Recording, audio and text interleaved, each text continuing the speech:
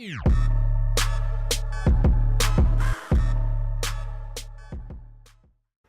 what's up and welcome. I am the one and only West Coast King, and welcome back to the Minnesota United career, where we are into the heart of the playoffs now. The playoff semifinal, or the conference final, if you will. In the East, we have Atlanta United and DC United. In the West, Minnesota United and Vancouver Whitecaps. That's a lot of Uniteds, actually. I just realized. I think that's every one of the Uniteds in MLS. All three of them in the semifinal. That's kind of impressive, actually. But either way, we are set ourselves for a rather intense matchup against Vancouver. I said last episode, I don't know if we're favored even to win this matchup. I really, really don't. They are very good. We're good ourselves. I don't underestimate what we can do at all, but we're not scoring all that well right now, which makes me very nervous for this first leg. I mean, the odds in this first leg are really, really stacked against us. The reason I say that is because, and there's no real way to know this unless you just remember and you know how the playoff scheduling works in FIFA for the MLS. From the last game we played against Dallas, the second leg of the quarterfinal, to this first leg against Vancouver, it's 3 days. We played Dallas on Saturday. This game is Wednesday. The second leg of this matchup is on Saturday. So essentially, you're playing 3 games in a week. And there's no way to remind yourself. There's no way to know that unless you just know it. And I forgot. So I didn't make any subs against Dallas in that second leg. That's my fault. And we're struggling for fitness here. I've brought in Ethan Finley on the right-hand side. Jauzinho will play on the left. Nicholson will probably come in at some point as a substitute. I've also dropped Ian Harkes for fitness and performance reasons. He really hasn't played well that well as of late. Cronin will start in there. Good, solid veteran midfielder. I trust him in that midfield. And I've left the entire defense in as well. The second leg is going to be a problem for the defense. The first leg is going to be an offensive struggle. So I'm not sure how this is going to go. We're really going to try to sit in and play defense against this team. And if we can get out of here with a 0-0, that's kind of best case scenario for us.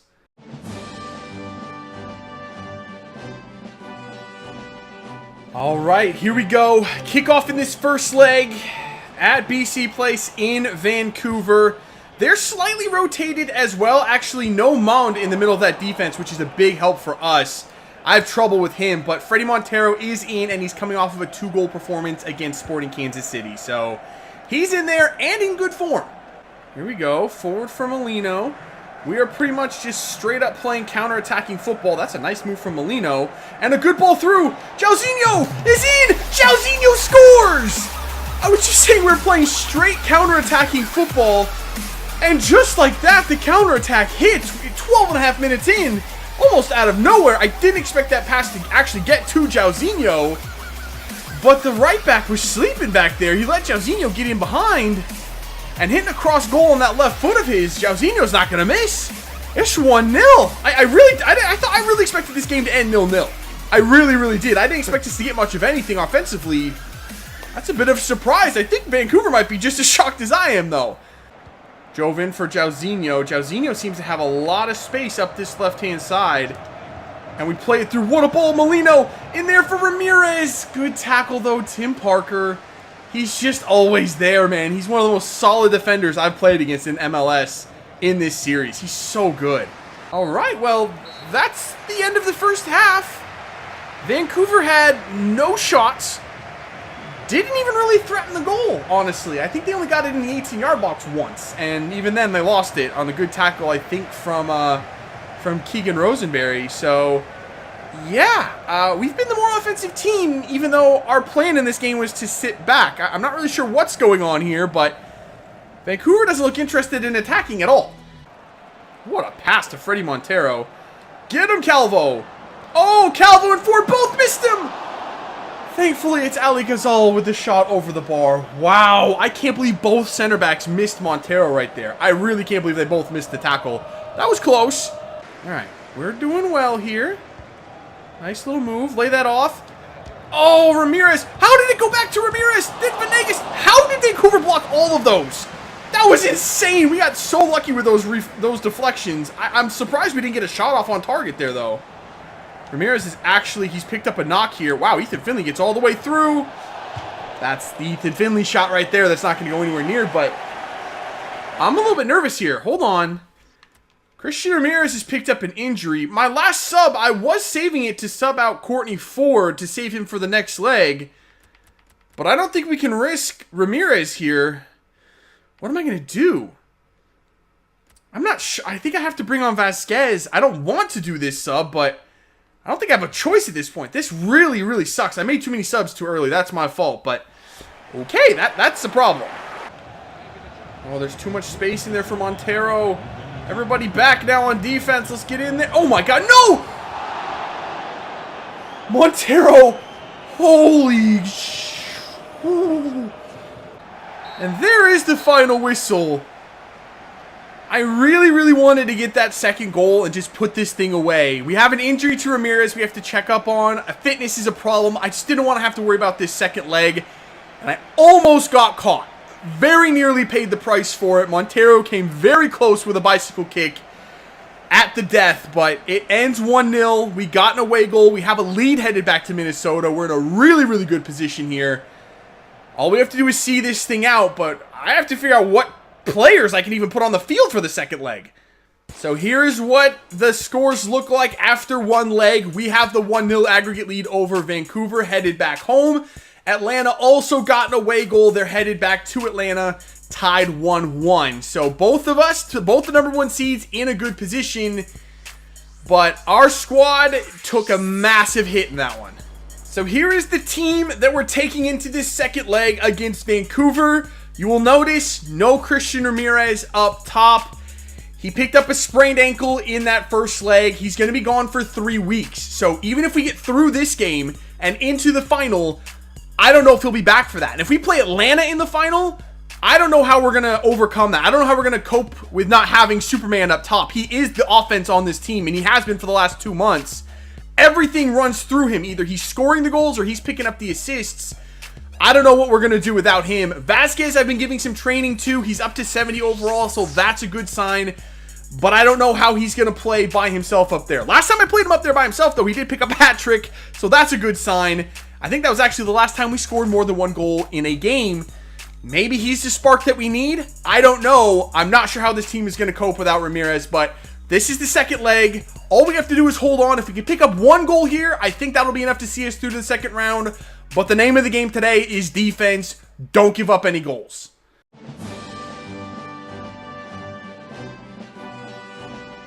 All right, here we go. Kickoff in this second leg against Vancouver. Their team is slightly rotated, although I don't think it's any worse, actually. Mound comes back in that defense, which automatically makes it better. Mezqueda and Bolaños step in the midfield, which makes it better. I think they're actually better than they were in the first leg, which is very, very worrying.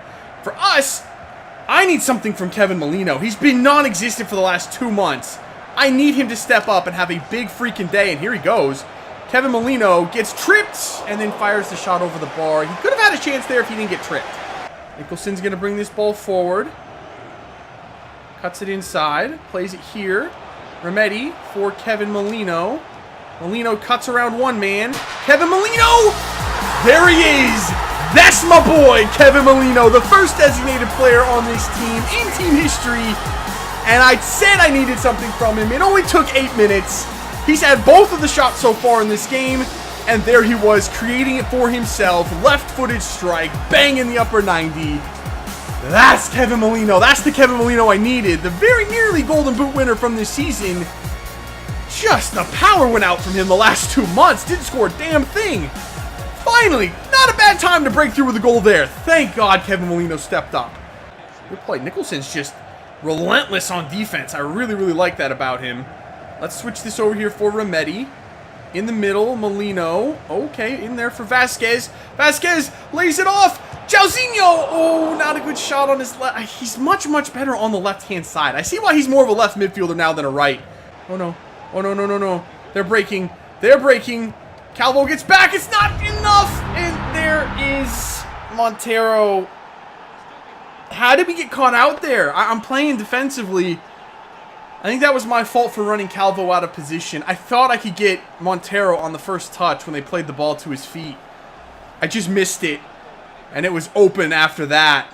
And that, see, that's why I don't like Mezqueda. He's so good on the ball. He creates so many more problems than Jordi Reyna. Gets the assist. Montero gets the goal. It's 1-all. 2-1 on aggregate, though. We just got to maintain our lead. Jairzinho turns that outside. Who is it? Why is Jovan Jones on the right-hand side? Actually, I have no idea. But Jovan Jones, good ball in. Nicholson, shot blocked by Tim Parker. Are you kidding me, man? All right, free kick for Vancouver. Yeah, I was ready for it this time. No, you've got to be kidding me. He hit the crossbar. That was such a lucky deflection for them. Or lucky, I'm not even sure how that ball got to him. I was ready for the dinked in ball. That's how they got me in the last game of the regular season. And it still almost worked. Here we go. Ball forward. Great ball in there for Kevin Molino. Turns it. Mond almost gets there. Lay across. Jairzinho. It's blocked by that left back. I don't know. They just block everything. This team's so well organized defensively. Oh, this is bad. Oh, please, Jovan, get over there. It's sort of out. Please get there, Vasquez. He doesn't. He doesn't get there. There's too many numbers forward right now for them. I just couldn't clear it. I tried so hard. Is that fucking Freddie Montero again? It just is. It just is Freddie Montero, man. And that's 2 away goals for them. We have to score. We have to score 1 more goal. I don't know where it's going to come from. All right, we're going to make a change here. We're going to switch to 4-1-2-1-2 wide. Molino's going to play up there next to Vasquez. I don't actually have another striker. I only have Vasquez and Ramirez, so that's a big problem as well.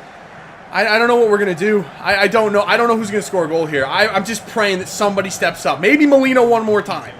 Come on, Nicholson. Play that forward for Vasquez. Very nice. In the middle. Molino, nice. Holding it up. Waiting on the run. We have Nicholson. Oh, the slide tackles are aids. How did that just work? Nicholson, you should be able to beat Tim Parker for pace. He does beat Tim Parker for pace. And gets away from those damn slide tackles. Play it in the middle. What a ball in. Vasquez, play it to Molino. You've got to be kidding me. It's just not possible. We've done everything that we've needed to do to win this game, and it's just not happening for us right now. Vasquez plays it. That's to the wrong player. I needed that to someone. I needed that back to Venegas. That's the final whistle.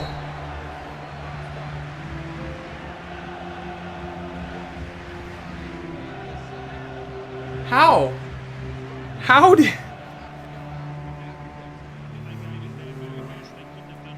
We went up 2-0 on aggregate, and we still lost.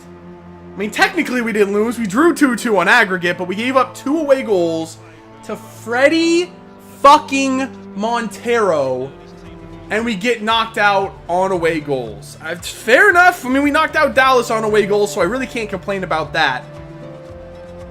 I'm just mad at the team, man. We still couldn't score more than 1 goal in a game. I don't know what our dysfunction is. And again, we're knocked out in the playoffs before making it to the final. I mean, we got 1 step closer than we did last year, but it's just not good enough. So, time to wrap up this season with the final squad report. So, let's get this thing done and just move on to next season. We have Cohen James here. Our starting goalkeeper grew by +6. Jay Brown will be the primary backup next year. He grew by +4 as Bobby Shuttleworth is off to New York Red Bulls. Keegan Rosenberry grew by +2. Kenneth Moore, a Youth Academy product, grew by +1. McGowan didn't grow at all. Kerr is the primary backup at right back, grew by +3. Boxall did not grow. Courtney Ford grew by +5. Calvo did not grow. Shamin grew by +2, but he wants to go out on loan next season, so I'm not sure how we're going to deal with that left back situation. I know that Breck Shea's been a name that's been brought up in the past. Maybe we try to go out and get him. I'm not even sure where he is. I don't even know if he's still at Vancouver, but we could have a look at that. Jovan Jones grew by +2, which is a little surprising given that he's 27 years old. Sam Cronin went down by 1, so we're probably going to look to move on from him next season. Unfortunately, he did a lot of good work for us in these last 2 years, but he is starting to decline. Ibsen, I don't know if he's going to be back next season or not. He went down by 3. Brett Wilson, though, I didn't ever get a chance to talk about this guy. He's 65 overall out of the Youth Academy. He's a center defensive mid / center back, but look at his dribbling ability. 96 ball control. I mean, I think he could be an insane box-to-box midfielder. However, we have Vidal coming in next year with Ian Harkes already in the team. I don't know where we're going to play Brett Wilson, but he will get some time in there next year somewhere as a backup at some point. He will get some time on the field. I definitely want to see what he can do. Gagnon out of the youth academy grew by +3. Remedi will probably look to sell him. Like I said, this upcoming offseason, he grew by +2. Walter Bliska grew by +1, a good young player out of the youth academy. Finley did not grow. Gibbs out of the youth academy grew by +2. That is a fantastic man bun. I did not know he had one of those. Wow, that thing is special. Nikolai Lund out of Denmark, the only Danish player we got from that time in Denmark, grew by +1. Ian Harks grew by +3. Really fell off towards the end of the season. I was really disappointed with his play down the stretch. Boateng, though, Ajay Boateng, played phenomenal after coming over from Colorado. He grew by +1. He actually took over that starting spot next to Harks and didn't give it up. He was really, really good for us. Thomas Kerr grew by +3. Another fantastic man bun. I don't know what's going on with that.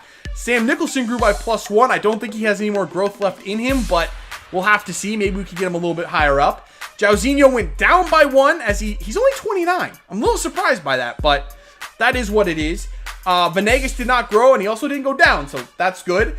Kevin Molino didn't grow and didn't go down either at 28 years old. Colin Martin actually got signed on a pre-contract somewhere. Someone paid his buyout clause, and I was happy to let him go. But he grew by +2. Nathan Henry, another Canadian man bun. Are there these guys triplets? What the hell is going on with that? I don't know, but he grew by +6. I gave him some training. I desperately need another striker in this team. He's a center forward. He's all that we got. Victor Banks grew by +5. Are they both Victor Banks? Okay, we'll have to make a decision on that one. I'm thinking we're going to keep the Canadian Victor Banks as he's 61 overall. Yeah, we'll probably let this one go. Brandon Vasquez grew by +5 with a little bit of training. Christian Ramirez, who's still hurt, grew by +1. And Jordan Allen grew by +2. All right, so here are the final results from the playoffs. For the second year in a row, we were eliminated by the eventual champions. This time it is Vancouver. And for the second year in a row, Atlanta failed to get past the semifinal, despite being the top team in the East 2 years in a row. I'm not sure who should be more disappointed, us or them. Honestly, given the fact that we won the Supporter Shield this year, we wrapped up the Western Conference with more than a month left to play in the season, and the fact that we were up 2-0 against Vancouver in the second leg and still lost. Honestly, I've never been more disappointed at the end of a season than I am right now. Literally, I'm struggling to cope with how that all just went down. The fact that we lost Christian Ramirez before the second leg, that's the one player I didn't have an answer for when we lost him. Everyone else, if we lost someone else in the starting 11, I could cover for that player and not lose too much here or there. Christian Ramirez was the centerpiece for the last 2 months, and I didn't have an answer, which sucks, but that's the way the MLS is. You don't really have cover if you lose an important player, and we just couldn't cope with that. The fact that our defense was very, very tired towards the end of that game. They just didn't have the legs to keep up with Freddie Montero at the end. It all just amounted to that, and then what happened, and it's just, there's no real excuse for it, but I really thought we should have done better, and we should have moved forward in the playoffs, at least made it to the final. But that is going to be a wrap on season number 2. And again, it ends in heartbreak for us, but we're getting there. I mean, we got further than we did last year. Maybe this year, with our Toby Doll coming in, we can take that next step. The question I do have for you guys, though, at the end of this one is Jauzinho. He hasn't done a whole lot, especially for a designated player. He has 1 year left on his contract now. Do we try to re-sign him and keep him at Minnesota, or do we look to move him and go for a different designated player? Honestly, I don't know where we would put another designated player other than out where Jauzinho is right now on the right wing. I don't know. Maybe we switch the formation and go with a 4-3-3 with wingers instead of midfielders. I'm not sure, but let me know what you guys want to do with that designated player spot that is right now being occupied by Jauzinho.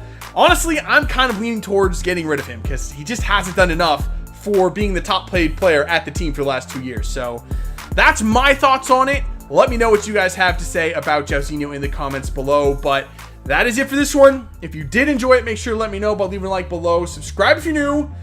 And I'll see you when we come back to start season number 3 with Minnesota United. See ya.